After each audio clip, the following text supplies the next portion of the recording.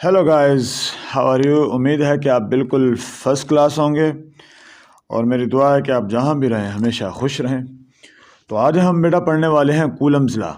ठीक है, तो कूलम्स लॉ से पहले हम थोड़ा सा पीछे को रिवाइज करेंगे जो हम पहले पढ़ चुके हैं। ठीक है, हमने लास्ट टॉपिक में चार्जेस के बारे में पढ़ा था, इलेक्ट्रोस्टैटिक चार्ज। अब चार्ज क्या बुलाएं ये भी हम अच्छे से डिफाइन कर चुके थे। अब यहाँ पे इस सिचुएशन में इस लॉ को समझने के लिए हमने क्या किया है, हमने छोटी सी एक्सप्लेनेशन लिखी है, उसको अब लिख लेते हैं। ये 2 लाइनों की एक्सप्लेनेशन है हमारे पास। कह रहा है consider 2 charges Q1 and Q2 at a distance R as shown below. अब चार्ज क्या है ये हम पहले डिस्कस कर चुके हैं लास्ट चैप्टर में, लास्ट टॉपिक में। ठीक है बेटा, उसमें हमने ये कहा था कि जो चार्ज है ये एटम के अंदर पाए जाने वाले छोटे छोटे पार्टिकल्स हैं, जिसको हम सब एटॉमिक पार्टिकल्स कहते हैं। ये पार्टिकल्स एक प्रॉपर्टी रखते हैं अपने पास। वो प्रॉपर्टी ये है कि वो कुदरती तौर पे सेम चार्जेस एक दूसरे को रिपेल करते हैं और ऑपोजिट चार्जेस एक दूसरे को अपनी तरफ अट्रैक्ट करते हैं, खींचते हैं। अब 2 तरह के चार्जेस थे, एक इलेक्ट्रॉन एक प्रोटॉन। प्रोटॉन पे पॉजिटिव चार्ज होता है, इलेक्ट्रॉन पे नेगेटिव चार्ज होता है। ये हम पहले डिस्कस कर चुके हैं। तो अभी हमने क्या किया है, 2 चार्जेस लिए हैं और कंसीडर किए हैं 2 चार्जेस। एक का नाम Q1 है क्योंकि हम चार्ज को Q से रिप्रेजेंट करते हैं, और दूसरे का नाम है Q2, दूसरा चार्ज। और दोनों किसी जगह पे पड़े हैं, दोनों स्टैटिक चार्ज हैं क्योंकि हमारा चैप्टर स्टैटिक चार्जेस वाला चल रहा है। आगे वाला चैप्टर मूविंग चार्जेस वाला है। करंट के बारे में हम वो पढ़ेंगे नेक्स्ट चैप्टर में। तो अब यहाँ पे दोनों स्टैटिक चार्जेस हैं, Q1 Q2, दोनों को हमने पॉजिटिव लिया है। ठीक है, और आप नेगेटिव भी ले सकते हैं, लेकिन मोस्टली डिस्कशन में पॉजिटिव चार्ज को कंसीडर किया जाता है, इसलिए इसको टेस्ट चार्ज भी कहा जाता है। अब दोनों के दरमियान डिस्टेंस है R। सही है, तो अब हम इसके बारे में थोड़ी सी बात करेंगे। As they are same charges, जैसा कि यहाँ पे शो किया गया है, ये पॉजिटिव ये भी पॉजिटिव, सेम चार्जेस हैं, तो दोनों क्या करेंगे, एक दूसरे को धक्का देंगे, रिपेल करेंगे। They don't like each other. ठीक है, तो दोनों एक दूसरे को भगाएंगे, भाई भाग जाओ यहाँ से, तो खड़े नहीं हो। लेकिन स्टैटिक हैं, मूव नहीं कर सकते। नीचे इनके हमने यहाँ पे गत्ता रखा है, या हम इसकी जगह लकड़ी रख सकते हैं, या कोई इंसुलेटर। अगर एक इंसुलेटर पे कोई चार्ज आ जाता है तो वो बेचारा वहाँ से मूव नहीं कर सकता। ठीक है, लकड़ी के ऊपर चार्ज। लेकिन हाँ, अगर मेटल है, मेटल के अंदर तो चार्जेस फ्लो कर सकते हैं एक जगह से दूसरी जगह। सही है, तो हम स्टैटिक चार्जेस की बात कर रहे हैं, जो बेचारे रेस्ट में हैं, जो मूव नहीं कर सकते। अब ये क्या करेंगे, they are same charges, they will repel each other with a force. एक फोर्स के साथ ये एक दूसरे को धक्का देंगे। वो फोर्स जो होती है, ऐसे चार्जेस की फोर्स को, जो स्टैटिक चार्जेस होते हैं, उसे बोलते हैं इलेक्ट्रोस्टैटिक फोर्स। इलेक्ट्रो मतलब चार्जेस, स्टैटिक मतलब जो रेस्ट में हों। ऐसे चार्जेस जो रेस्ट में हों, उनके दरमियान एक फोर्स पाई जाती है जिसे हम बोलते हैं इलेक्ट्रोस्टैटिक फोर्स। उम्मीद है ये बात समझ आ गई होगी। अब आगे चलते हैं।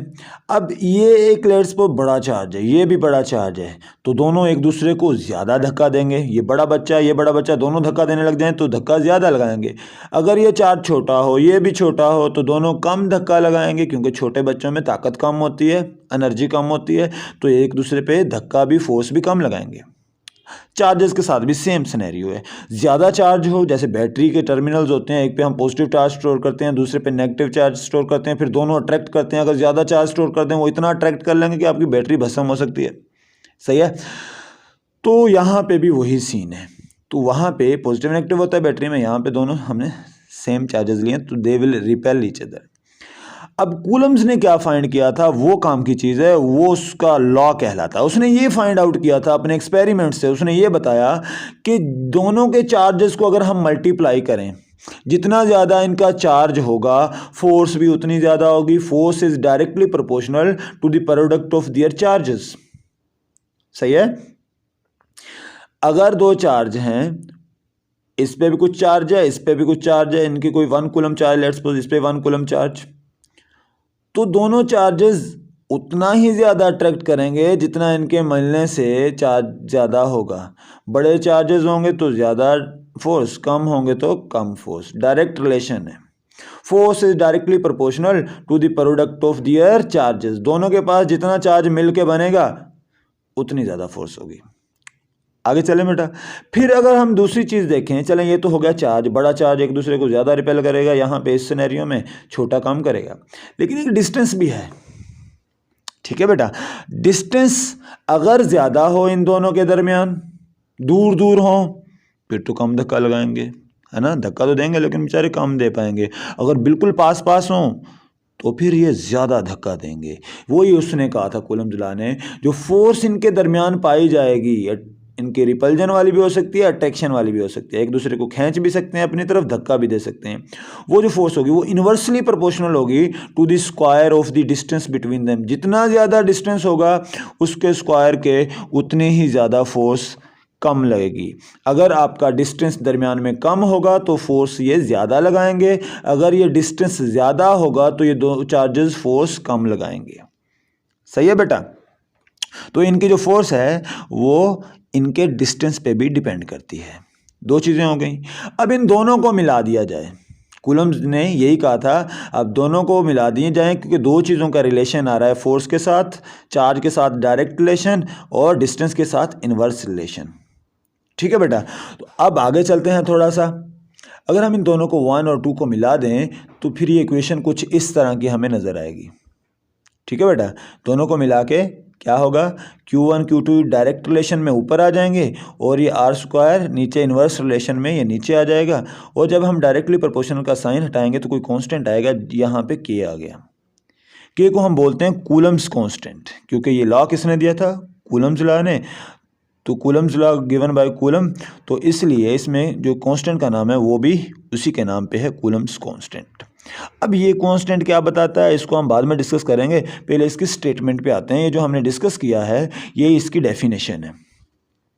क्या, अब आप यहाँ पे आ जाएं। ये कह रहा था इलेक्ट्रोस्टैटिक फोर्स, मतलब ये वाली force is direct between two charges, ये दो चार्ज हो गए, इन दोनों के दरमियान force is directly proportional to the product of their masses. यहाँ पे हमने मास लिख दिया है, हालांकि ये हम कोई लॉ ऑफ ग्रेविटेशन नहीं पढ़ रहे, हमने यहाँ पे चार्जेस लिखना है। असल में यहाँ पे अगर मास आ रहा है तो इसका मतलब है ये लॉ ऑफ ग्रेविटेशन और लॉ ऑफ कूलम्ब्स लॉ, ठीक है, लॉ ऑफ इलेक्ट्रोस्टैटिक फोर्स, ये दोनों आपस में सिमिलर हैं। कहीं एमसीक्यूज में आ सकता है कि ये कूलम्ब्स लॉ जो है इलेक्ट्रोस्टैटिक फोर्स वाला, ये किस लॉ के साथ मुशाबिहत रखता है, किस लॉ के साथ सिमिलर है, तो आप बताएंगे लॉ ऑफ ग्रेविटेशन के साथ। सही है, क्योंकि लॉ ऑफ ग्रेविटेशन भी बिल्कुल इस जैसा दिखता है, उसमें भी अपॉन में स्क्वायर आता है, ऊपर मासेस का प्रोडक्ट आता है। तो लॉ ऑफ ग्रेविटेशन और कूलम्ब्स लॉ दोनों सिमिलर हैं, कहीं एमसीक्यूज में ज़रूर पूछा जाता है ये। चलें आगे चलते हैं। यहाँ पे बोला गया electrostatic force between 2 point charges is directly proportional to the product of their charges. ठीक है, इनकी प्रोडक्ट, चार्जेस की प्रोडक्ट के डायरेक्टली प्रोपोर्शनल होगी फोर्स। एंड और, सही है, आपने फिर आगे दूसरा पॉइंट भी बताना है। यहाँ पे क्या बोल रहा है आगे, एंड, तो आपने यहाँ पे एंड लगा दिया। फिर क्या कह रहे हैं, inversely proportional to the square of the distance between them, और ये फोर्स इनवर्सली प्रोपोर्शनल होती है इन दोनों चार्जेस के डिस्टेंस के स्क्वायर के। ठीक है बेटा, तो आपने ये जो डिस्कस किया है असल में इसी को हमने इंग्लिश में लिखा है, यही कूलम्ब्स लॉ है। उम्मीद है ये आपको सबको समझ आ गया होगा। ठीक है, हाँ, अब एक सवाल आपके जहन में आ सकता है, सर ये के जो आ रहा है कूलम्ब्स कांस्टेंट किस चीज़ के बारे में बताता होगा, इसका मतलब क्या है, इसका मकसद क्या है, इसकी कोई ना कोई वैल्यू भी तो होगी ना, कांस्टेंट है तो, जैसे हर कांस्टेंट की कोई ना कोई वैल्यू होती है। हाँ, तो बिल्कुल सही सोच रहे हैं आप, ऐसा ही है। तो चलें उसको भी देख लेते हैं आगे। अब आप क्या करेंगे, इस पेज को ऐसे करेंगे, माशाल्लाह। यहाँ पे हमारे पास जो K है उसको हम कूलम्ब्स कांस्टेंट कहते हैं, और इसको हम निकालते हैं इस फार्मूले से, जो कूलम्ब्स ने फाइंड किया था K की वैल्यू इस फार्मूले से की थी, 1/4 पाई एप्सिलॉन। 4 की वैल्यू 4 ही होती है, कांस्टेंट है। पाई की वैल्यू 3.14 होती है, कांस्टेंट है।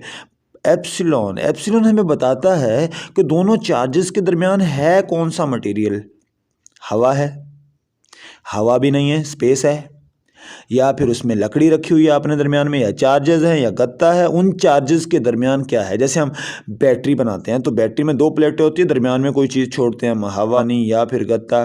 कैपेसिटर बनाते हैं, कैपेसिटर में भी दो प्लेटें होती हैं और प्लेटों के दरमियान में कोई मटेरियल रखते हैं, तो वो मटेरियल की एक वैल्यू होती है कि वो कितना इलेक्ट्रिक लाइंस ऑफ फोर्स को या उन चार्जेस को कितना अट्रैक्ट करने दे रहा है, आपस में से कितनी वो फोर्स को गुजरने दे रहा है, रास्ता कितना प्रोवाइड कर रहा है। एप्सिलॉन हमें ये बताता है परमिटिविटी, यहाँ पे इसका नाम है एप्सिलॉन का परमिटिविटी ऑफ फ्री स्पेस, कि स्पेस में अगर दो चार्जेस पड़े हों तो वो कितना परमिट करती है उनकी फोर्स को आपस में मिलने या अट्रैक्ट करने या रिपेल करने के लिए। तो इसकी वैल्यू जो है वो फिक्स कांस्टेंट है 8.85 10⁻⁻12, ये इसका यूनिट है बेटा। और अगर हम इसको इसके अंदर पुट करेंगे 1/4 पाई एप्सिलॉन की जगह पे, तो हमारे पास के की वैल्यू राउंड ऑफ करके 9 10⁻⁹ न्यूटन मीटर स्क्वायर पर कूलम स्क्वायर आ जाएगी। ये इसका कांस्टेंट है। उम्मीद है बेटा ये आपको टॉपिक थोड़ा बहुत समझ आया होगा।